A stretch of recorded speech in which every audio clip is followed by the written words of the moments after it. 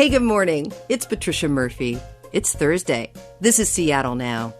Football is back, and for the first time in over a year and a half, so are the 12s. We'll get a preview of the Seahawks season that gets going this weekend from the Athletics' Michael Shawn Dugar. But first, let's get you caught up. A new analysis of June's three-day heat wave suggests it was more deadly than we knew. The state's official count for the week of June 26th is 95 heat-related deaths. But a New York Times analysis of what are called excess deaths, the number reported beyond what officials would normally expect in a week, found hundreds more. The Times says extreme heat may have claimed as many as 450 Washingtonians. Most deaths from extreme heat can be avoided with preparation, so be sure to try and stay cool, drink plenty of water, and check on your neighbors while we ride out the weekend. There's a new legal challenge to a proposed charter amendment aimed at the city's homelessness policy. The Compassion Seattle initiative would direct the city to build 2,000 units of emergency housing, then step up camp removals in parks and on sidewalks. But in a suit filed yesterday in King County Superior Court, the ACLU of Washington says the Compassion Seattle measure goes too far for a voter measure and would be unenforceable. The Compassion Seattle campaign called the lawsuit a tactic to preserve the status quo, brought by what it called a small group of activists. And Jeopardy has two new hosts, but none of them are Seattle's Ken Jennings. The local Jeopardy goat took it in stride, though, tweeting that he's relieved the guest host carousel ride is over, and it's still his favorite show. Instead, the job will be split between neuroscientist actress Mayim Bialik and current Jeopardy executive producer Mike Richards. Maybe you saw that Soto had a bit more mojo last Sunday, thanks to about 15,000 decked-out Seahawks fans. The Hawks were back at Lumen Field for a scrimmage with the 12s in the stands for the first time in more than a year and a half. The Seahawks start the preseason with an away game against the Raiders on Saturday. We've got Michael Shawn Dugar here to help us get ready for some football. He covers the Seahawks for The Athletic, also co-host of the Seahawks Man-to-Man podcast. Michael Shawn, good to talk to you. Oh, thanks for having me. I appreciate it, as always. All right, so we both know most of what I bring to sports is enthusiasm, so the energy of a sporting event is big for me.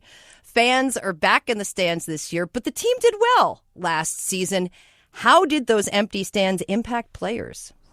Yeah, the empty stands was kind of a weird development last year. I know it took some getting used to. I talked to a lot of the second-year guys on the Seahawks this year, and they're like, just being at that mock game you were talking about from Sunday, they were like, whoa. And that was only 15,000 people. So, like, they now have to imagine, I'm not going to do the math, but, like, thousands more. I think 65 is what Lumen Field, 68 maybe with some standing room only seats. So like those guys are excited in particular because they've never felt the 12s. Same thing with some of the guys who got traded here last year, like Jamal Adams, Carlos Dunlap, who have never really played in this building when the crowd is going crazy for them. So like those guys in particular are really hype for that experience. And I'm hyped too. I'm happy to see the fans back.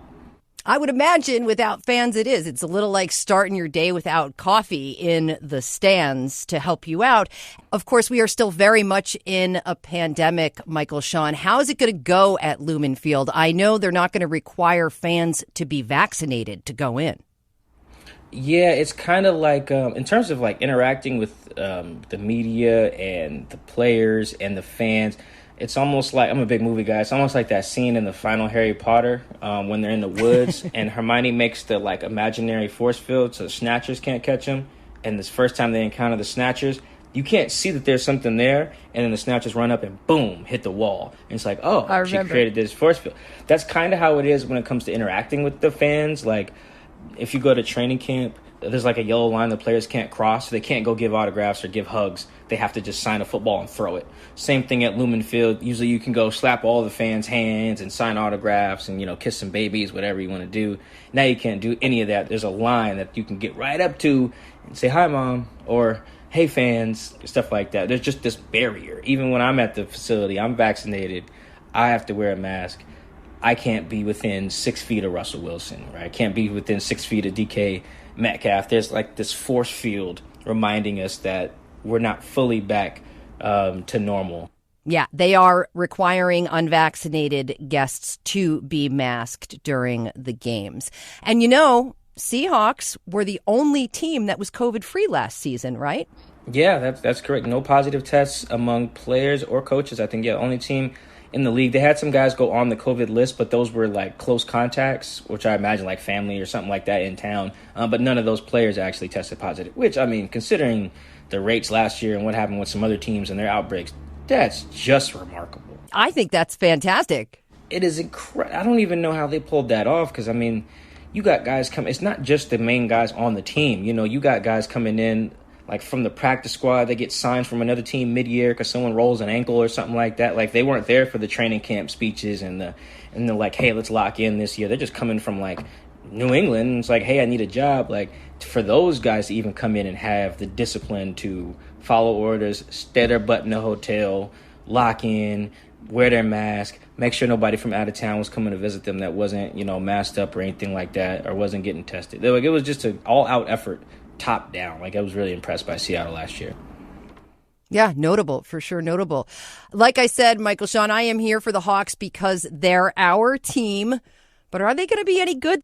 Yeah, I think so. I mean, the Seahawks are an interesting team this year because their problems they had problems on the field, but it was more of what was going on behind the scenes. And that's hard to see, even for, like, if you know all the X's and O's of football, and all the players and their birthdays and their, what year they're born and all that stuff, you still can't really see if there's friction behind the scenes or if things are going well behind the scenes. And there was a little of both last year. And when things were going poorly behind the scenes, it reflected the on-field product, but we couldn't tell why. Even when the defense sucked for like the first 8 weeks, we just really couldn't. We knew it did, right? We had all the numbers in the film. We just didn't know why, right? And that was more of a personnel thing. But then when the offense started to stink in the second half of the season, we didn't know why. So we had to go do some digging. So while I can watch practice and say, oh, this looks great, this looks fine. Everyone loves each other. The thing about football in August is everyone loves each other. The chemistry's great everywhere. Everyone's in the best shape of their life. It's like cliche city. It's a new school year. Yeah, everyone's best friends. We love each other. Kumbaya, like we're going to just be best friends all year and like things are going to go great. It's very much the honeymoon phase of a relationship here. But as Seattle learned last year, the honeymoon phase fades. And when it does, you got to be able to handle that too. So they'll probably start the year great on both sides of the ball, but I will be paying close attention to how they deal with the honeymoon phase ending. There's just so many things that happen outside of what we see on Sundays that influences the on-field product. So if everything's fine behind the scenes with Seattle, they'll be a team that can compete to play in February, which would be the Super Bowl. If not, they could be a team that like no one has any plans after like New Year's because the season's over. All right, football is back. Seahawks play their first preseason game against the Raiders Saturday. Do we usually learn much from these games? You said it's kind of the honeymoon period. The stars don't play much. What are you looking for? Yeah, I mean, for starters, I just want everybody to come out of there healthy. I mean, that's the biggest deal when you have defined superstars on your team. Like, you have to balance okay, what's worse? A rusty Russell Wilson because he hasn't played all preseason, or is it better to throw him out there and potentially have him get hurt? But if he doesn't, then he's in tip-top shape. He's all well-conditioned and everything. That cost-benefit analysis is what teams like Seattle have to deal with, or what the Buccaneers, have to deal with Tom Brady, or the Green Bay Packers with Aaron Rodgers, and teams that have superstars, because there's a cost-benefit. So the first thing is like, all right, if Russell Wilson runs out on the field, hopefully he runs out under his own power. That's like start number one. And I mean, honestly, I just want to see some cats hit some other people, man. I haven't seen that. Like football is a little barbaric in that way, but it's like it is what makes the sport, right? Otherwise, it'd be like rugby or some of these other like non-contact or like not super violent sports. So I am looking forward to that because if you don't have the tackling to the ground, you don't have football. Every coach will tell you it's like once they put pads on, then it feels like football. Once they start hitting, then it feels like football. So I really wanted to see some people hit some other people. It won't matter who wins or anything like that. I think the year Seattle won the Super Bowl, they went like 0-4 in the preseason or something like that.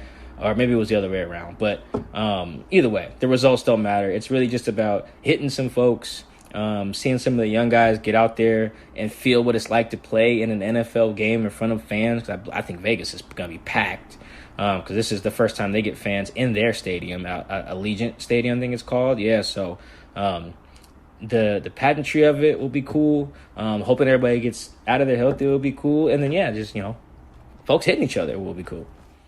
Yeah, well, the only other thing I bring to this besides enthusiasm is a love of junk food. So stadium food will be back too.